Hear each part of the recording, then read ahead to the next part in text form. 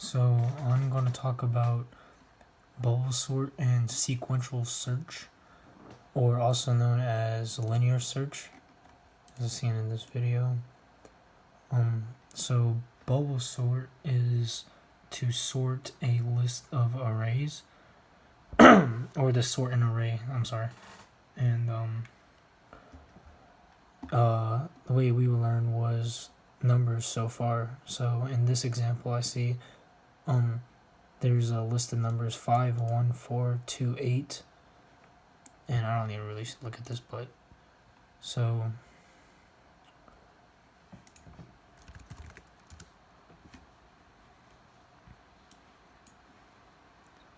five, 1, 4, 2, 8.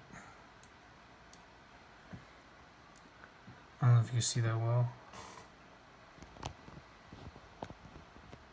There you go. Okay, so what happens is this is a for loop where it looks at the first two numbers, 5 and 1, and it sees that 5 is greater than 1, so then that switches, and it becomes 1, 5, 4, 2, 8. Sorry if it's hard to hear me because I got hit in the throat the other day, so it's kind of hard to talk. And then next it switches on to these two spots in the array. I forgot what it's called. Indexes. So this is like 0, 1, 2, 3, 4. And then it sees that 5 is bigger than 4, so it goes 1, 4, 5, 2, 8. Alright? And then it goes on to the next two indexes, which is 2 and 3. And since 5 is greater than 2, that would also switch. So, give me a second here.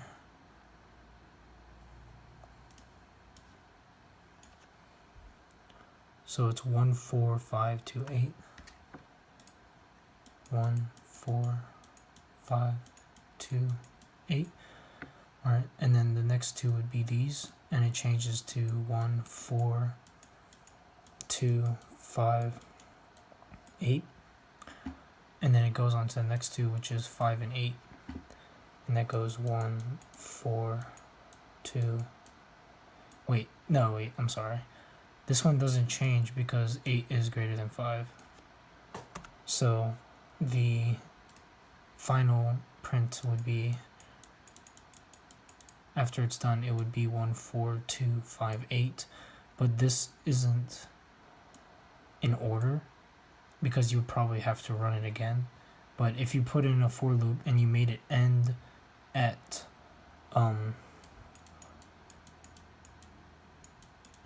the like, it would be like below 5, something like that, or like the array name,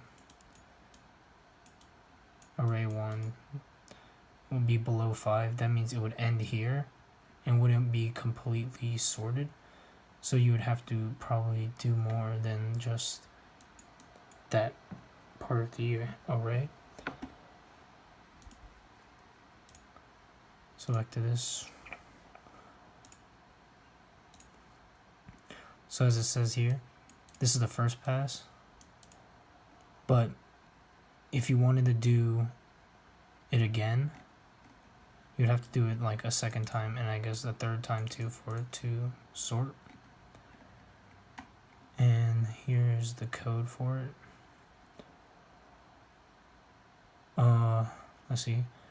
What they did here was they made a temporary variable, and they named this temp, so they can equal let's see, so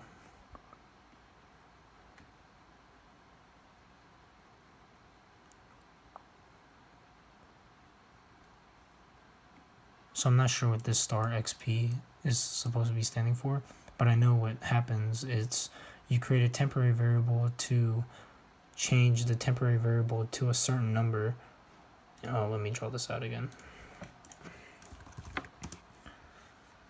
So what happens if you have something like 1, 2, 3, 4, and 5, or let me change this.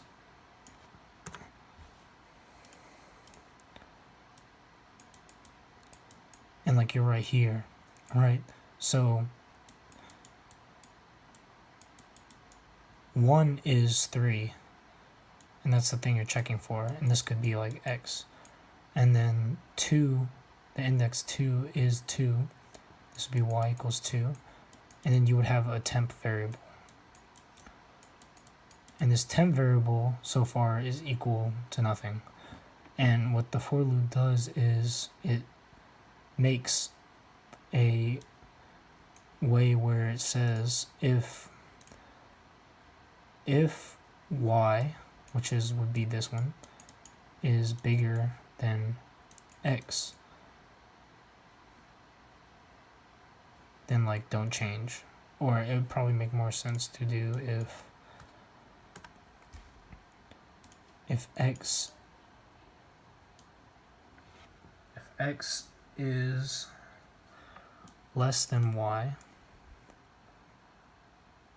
then you would do the switching part, which would be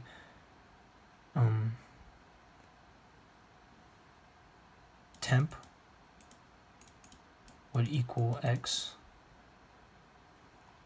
and then y would equal temp.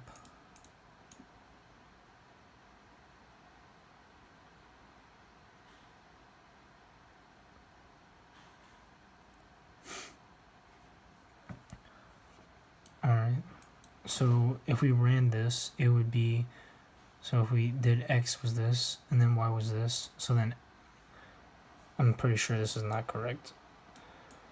But logically, if we traced it, then temp, our variable, would become x. And let's do this. Temp, x, y. So far, 3 is x, y is 2, temp is nothing. So then temp would become x, that'd be 3, and we want these to switch.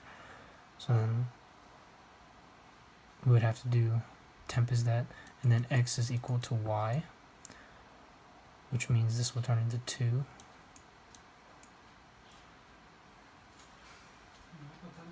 Okay. And then y would equal to temp, which will change this to 3. So this is what you need. It would be temp equals x, x equals to y, and then y equals to temp. And this would be the line of code that they probably used. Let's see.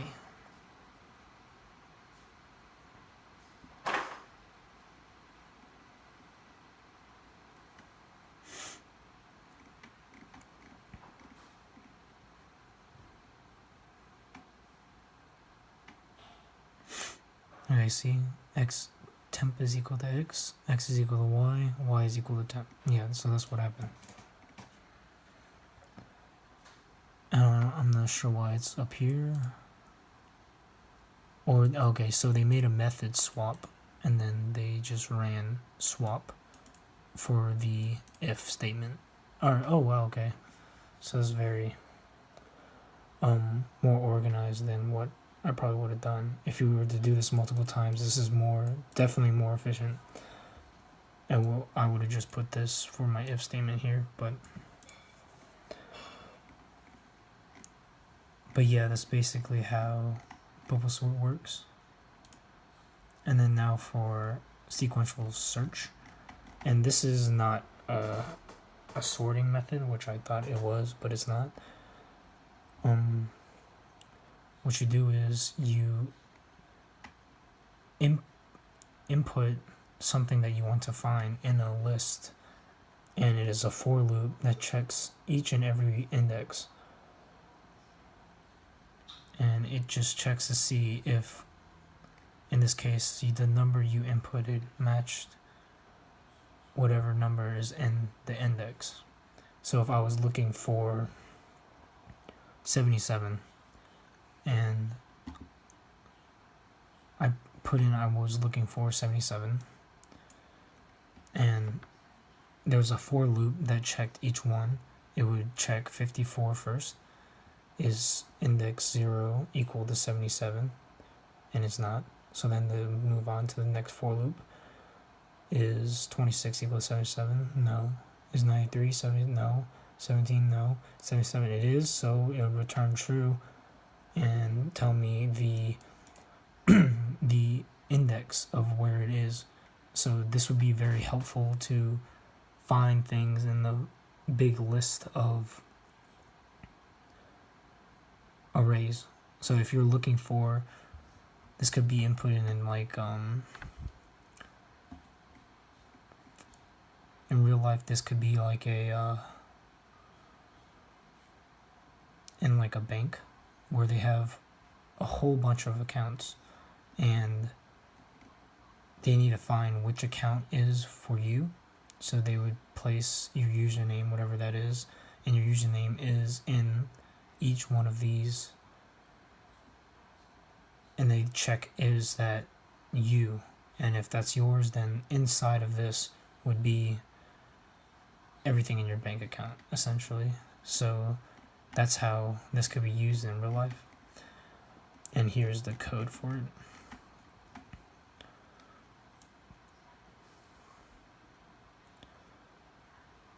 Alright, so this one shows how it would work, and then found equals false. So basically, if it found it would be true, is what they did here. And else, then you just move on to the next one, which is the position of index 0. Oh, I don't know why they did a while. They could have done a for loop as well, but while is fine, I guess, too. So this is basically the same thing, except they use while. And this would be like, in our class we use I a lot, so it would be like I equals 0, and it would keep moving down the list. I guess this is better if you have a longer list of an array and you don't know the exact if you don't know the exact value of the index of the whole array. So it would be like an array list that you wouldn't know the total amount, so this would be better. And then binary search, well, no, not binary search, BubbleSort. BubbleSort could be used for just sorting things in order, basically. If I needed something I needed to sort, in real life, this would probably be used for, I would use it for, like, if I had a whole bunch of books and they were like A, B, C, E, D or something. I had a whole bunch of books or movies or something. That would probably be something I would have. Movies. And then if I wanted to sort them, I would set them as like numbers, probably. I set A is equal to 1, B is equal to 2, equal to 3. This is just how I would do it. This isn't the most efficient way, but I know this would probably A, B, C. This would be 4, this one would be 5. And then now that they know each variable is these numbers, then I could make that for loop of the numbers again, and then and then it will sort all these, and then it will become A, E, C, D, E, and then I'll have a nice list of arrays, a nice list of my movies in order, and that is about it.